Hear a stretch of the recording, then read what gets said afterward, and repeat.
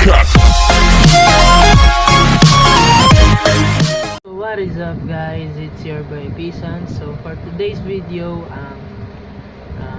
I'm going to have a quick summary about chapter 6 that talks about network layer, and here are the topics under the chapter 6: network layer protocols, routing, routers, configure as Cisco router. So let's go the network layer in communication. But first, let's have a quick introduction. So, network application and services on one end device can communicate with an application and service running on another end device. So, how is this data communicated across the network in an efficient way? The protocol of the OSI model network layer specify addressing and processes that enable transfer layer data to be packaged and transported. The network layer encapsulations enable data to be passed to a destination within a network or another network with minimum overhead. So let's go to the network layer protocols. The network layer, or the OSI layer, provide services to allow end devices to exchange data across the network. To accomplish this end-to-end transport, the network layer uses the four basic processes: the addressing end device, encapsulation, routing, the encapsulations. So that is the four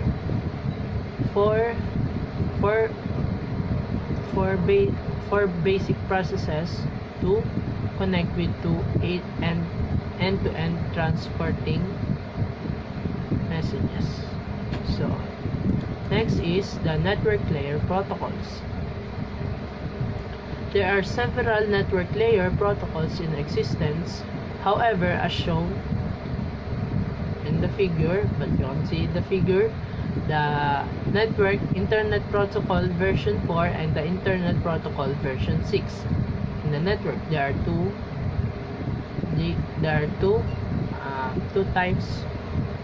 networks layer protocols that are commonly implemented on the network. Let's go for the encapsulating IP. IP encapsulates the transport layer segments or other data by adding an IP header. This header is used to deliver the packet to destination host. So yeah.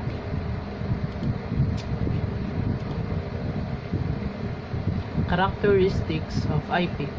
IP was designed as a protocol with low overhead. It provides only the functions that are necessary to deliver a packet from a source to a destination over an interconnected system of a network. So, connectionless, no connection with the destination established before sending the data packets. So, best effort. So, IP is inherently unreliable because packet delivery is not guaranteed. Media independent. Operation is independent of the media, copper, fiber optic, or wireless carrying the data.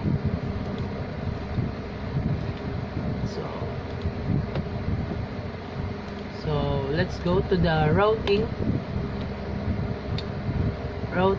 house forwarding decision.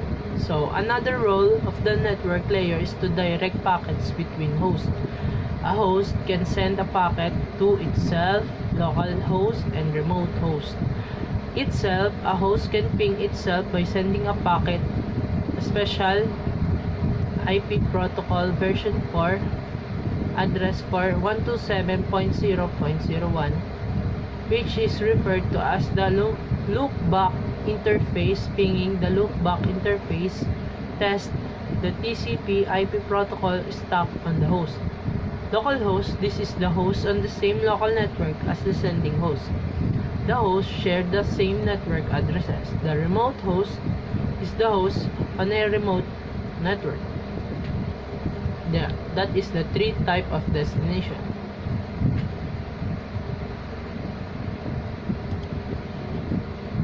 Default gateway. So the default gateway is the network device that can route traffic to other networks. It is the router that can route traffic out of the local network. So the default gateway routes traffic to another network as the local IP address in the same addresses range as other hosts on the network. Can take data and forward data out using the default gateway. So a host routing tables will typically include the default gateway. So the host receives the IP version 4 addresses of the default gateway either dynamically from dynamic host configuration protocol or the DHCP, or configured manually.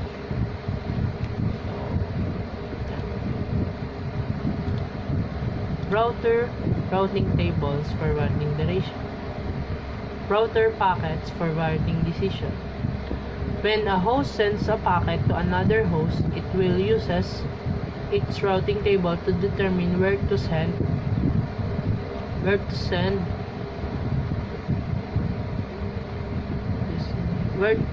the packet. If the destination host is on the remote network, the packet is forwarded to the default gateway. The routing table of a router can store information about directly connected routes, remote routes, and default route. So basically, this chapter talks about the routers and devices, computers, CPU, OS. So yeah, let's continue. A router is a computer.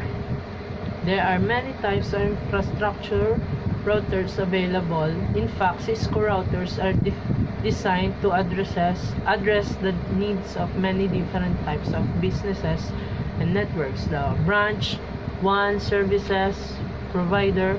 So the focus of CCNA certification and the branch family of routers. The figure displays the Cisco 1900s, 2900s, and 3000 G2 integrated services routers. Regardless of their function, size, of complexity, all routers models are essentially computers, just like computer tables and smart devices. Routers also require central processing units, or the CPU, the operating system or the OS, the memory consisting of random access, memory RAM, read-only memory, and volatile random access memory, the NVRAM, and flash. Router, CPU, and OS. Like all computers, tablet, gaming console, and smart devices, Cisco device requires a CPU to execute OS instructions such as system initialization, routing functions, and switching functions. So yeah, it's just like the green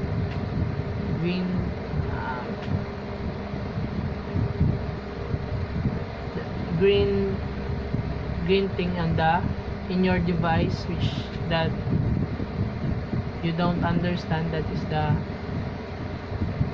Cisco devices. Router memory. So a router has access to volatile or non-volatile memory storage. Volatile memory requires continual power to maintain its informations.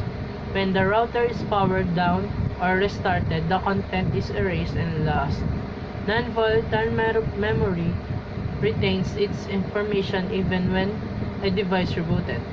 The RAM and the ROM, and the NVRAM and the flash a Cisco router use 4 types of memory. inside the router. Inside the router, although there are several different types and models of routers, every router has the same general hardware. So yeah, basically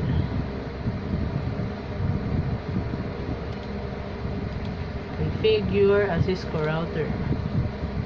Basic switch configuration step. Cisco routers. So, Cisco routers and Cisco switches have many similarities. They support a similar operating system, support similar command structures, and support many of the same commands. In addition, both devices have identical initial configuration steps when implemented in a network. So, just like the my last videos, I have a video there that configuring how to change the host name, how to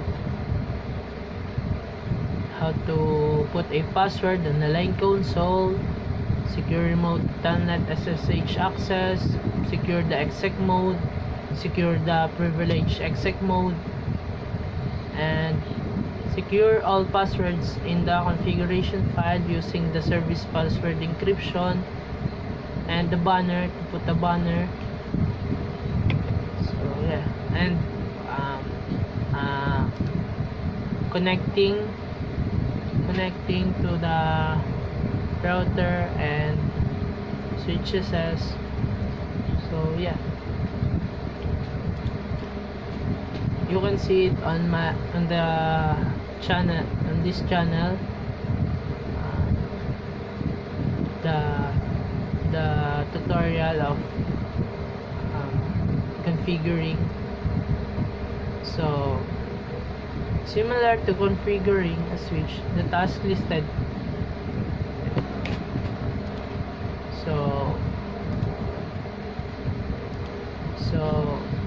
So basically, this chapter talks about the routers and connection, and what we're going to use the IP address, the default gateway, to have a connection with each other. And so yeah, so you can see the video on this channel, the tutorial about configuring passwords and all, in the basic configuring the host name. So I think that's the whole chapter of the chapter 6, which is network layer. I hope you learned something, and thank you for listening, and goodbye.